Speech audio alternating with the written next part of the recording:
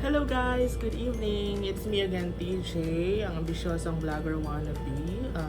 So ngayon, dahil I'm so stressed from work, gagawa na lang tayo ng vlog para makapag-distress. Actually, this is my first ever sit-down vlog, kumbaga yung tinatawag nila. So kahit wala kayong pakialam, ang gagawin ko ngayon is we will get to know kung ano ang laman ng aking working bag.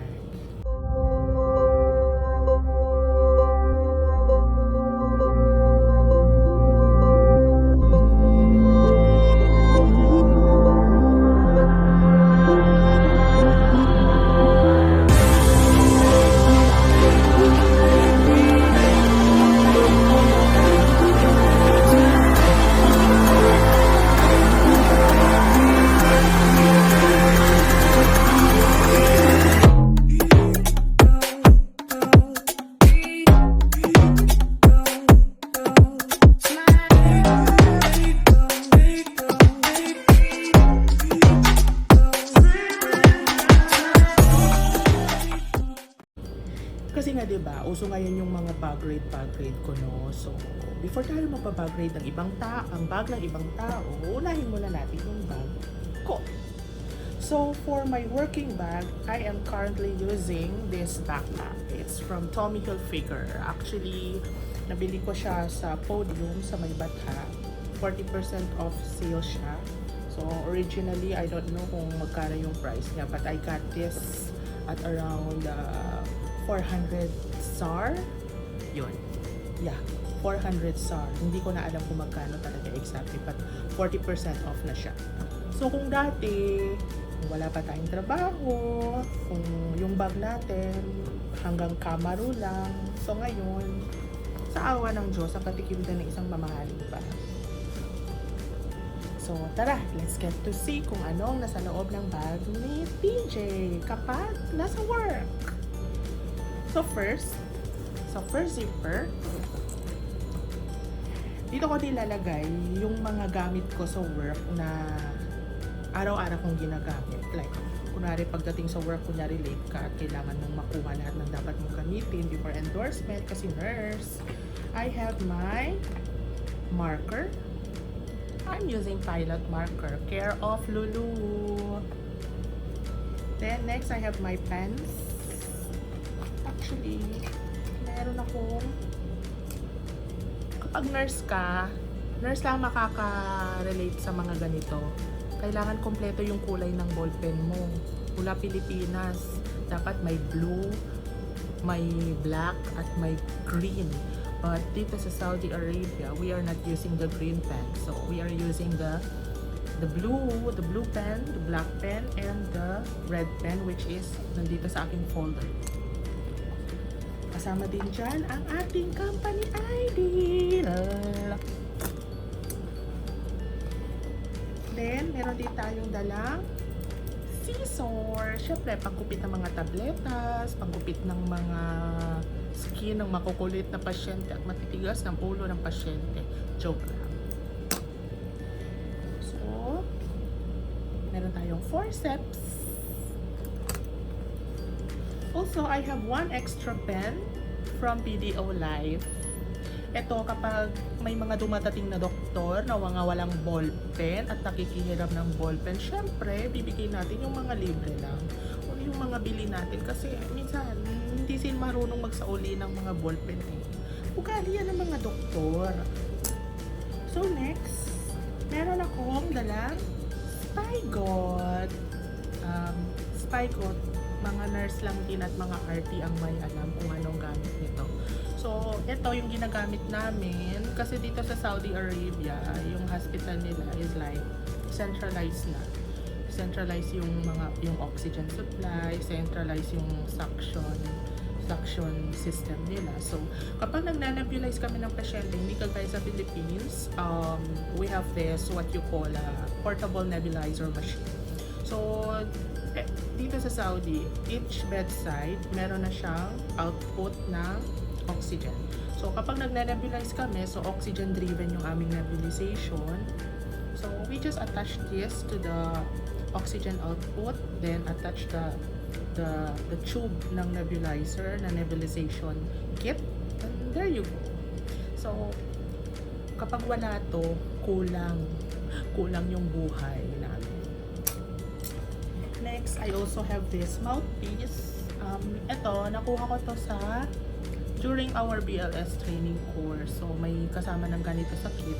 Ito yung ginagamit namin kapag, kunyari, may biglang nawawala ng malay na kailangan ng first aid, kailangan ng basic life support. So, ito yung ina-attach namin sa mouthpiece para hihipan.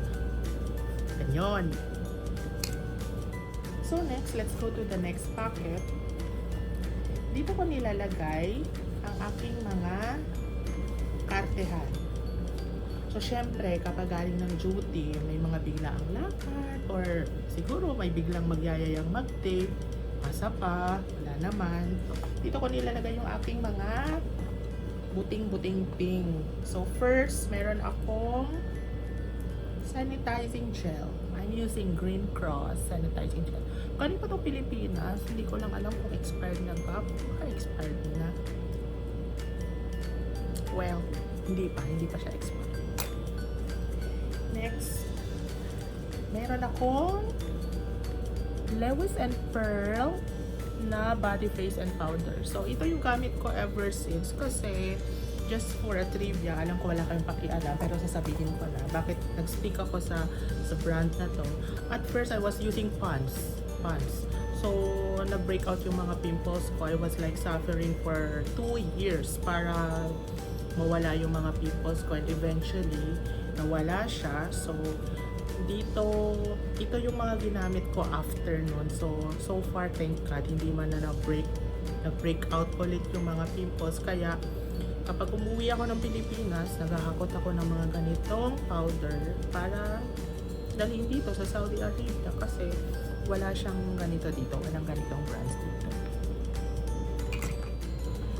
So next, ito naman ang aking favorite lip balm from QV. Pagkadating ko ng Saudi Arabia, wala akong kaalam-alam na madali pa lang ma-irritate yung mga skin natin dito kasi nga hindi siya humid. The climate here is not humid, so madaling mag-dry yung mga skin natin. So kailangan mag-maintain, lalo na ang lips, pagag-lips. So aside from the fact that I am using petroleum jelly as a primer, so kapag wala ako sa bahay, ito yung dala ko, pang-moisturize ng lips. I would like to say thank you to my friend which is nasa USA na, April. Hi April, if you're watching, thank you for introducing me this product, QV. So next, ito naman ang ating pabango. I'm currently using Gucci Guilty. Yan. Kung dati, ang ginagamit natin is Johnson's lang. Yung mga ganun lang. Pen shop. Ngayon, medyo afford na ng konti. Gucci na tayo. So now, punta na tayo sa main pocket ng bag. So first, I have here this kit. Actually, sa loob ng bag ko, ewan ko, masyado lang ba talaga akong OC. Marami pa akong mga little bags din sa loob. Kasi ayoko na makalat. Gusto ko maayos. Anyways, so ito, this is from Saudia Airlines. Ito yung free vanity kit nila na binibigay kapag nag-travel ka on their business class. So what's inside this little pouch is my toothpaste. I'm using Sensodyne. Kunwari, masipag magsipilyo pero hindi lang nila alam. And also my toothbrush. I am also using Sensodyne. So next, may dala tayong payong. Of course, nasa desert na tayo. Minsan sobrang init. So we need protection from the sunlight. Actually, maswerte tong payong na to. Ito yung payong na dala ko sa Manila nung nag-a-apply ako para mag-work abroad. So, yan, dala-dala ko pa rin siya hanggang ngayon. Yan, ayos pa yan. Oh, diba? So, next, meron tayong water. Nagdadala tayo ng tubig papuntang work para pag uhawin tayo, meron tayong maiinom. So, thanks to Nova. Pero, ang nangyayari, dahil wala na tayong oras, ako sobrang kabisihan, wala na akong oras pati uminom ng tubig, nauuwi lang din natin ulit. Diba? Saya. So, next, I have this, another pouch. So, ito yung pouch ko ng mga refill. So, refills ng GTech. Actually, I'm using GTech pens since college. Ewan ko ba? Nakita ko yung mga classmate ko gumagamit ng GTech. Nakiuso na rin ako. So, hanggang ngayon, dala-dala ko siya. Actually, I stopped using GTech pens nung unang punta ko dito sa Saudi. Kasi nga, wala silang stocks ng ganito. Iba yung mga pilots nila. So, hindi GTech. So, nung umuwi ako, I decided to buy the GTech pens plus the refills. Of course, for duty use.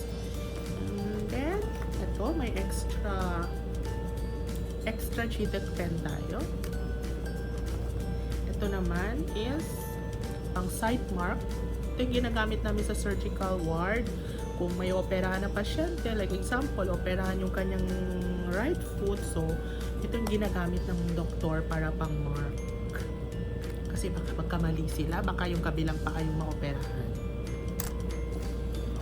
So, next, I have extra red pen. I have this Stabilo marker, highlighter, I mean. And of course,